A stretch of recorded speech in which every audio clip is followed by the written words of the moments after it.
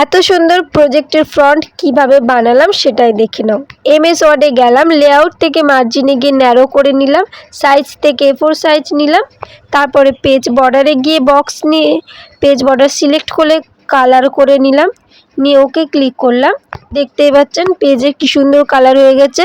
তারপর ইনসার্ট থেকে একটা টেক্সট বক্স নিয়ে এখানে আমি আমার স্কুলের নাম বা যে যার স্কুলের নাম লিখে নিলাম। তারপর টেক্সট এফেক্ট মানে ফরম্যাট থেকে টেক্সট এফেক্টে গিয়ে ডিজাইন একটা চুজ করে নিলাম।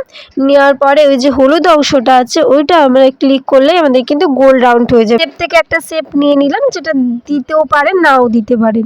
তারপর আমরা ইনসার্টে যাব, ইনসার্ট থেকে পিকচারে গিয়ে একটা ছবি, তারপর র্যাপ টেক্সে গিয়ে ইনফন্ট টেক্সট করে নিয়ে ওগুলোকে নিজের সাইজ মতো করে নিয়ে কপি পেস্ট করে দিয়েছি। তারপরে একটা গুগল ক্রোম থেকে হোয়াইট ব্যাকগ্রাউন্ড সরস্বতী ঠাকুর নিয়ে আমি ওখানে বসে টেক্সট বক্স নিয়ে নাম, রোল, ক্লাস, সাবজেক্ট লিখে নিলেই তৈরি হয়ে যাবে এত সুন্দর।